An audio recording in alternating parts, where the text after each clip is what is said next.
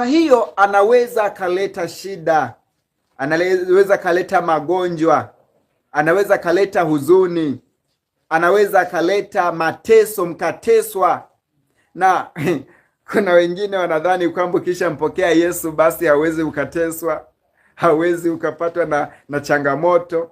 Sasa labda nikuulize, Yesu mwenyewe alijaribiwa, iweje wewe unayemfuata usijaribiwe? Yesu mwenyewe alichukiwa, iweje wewe unayemfuata usichukiwe? Yesu mwenyewe aliteswa mpaka akauawa. Sasa itakuwaje kwako wewe mfuasi? Yesu alisema ikiwa imekuwa hivi katika mti mbichi, itakuwaje katika mti mkavu?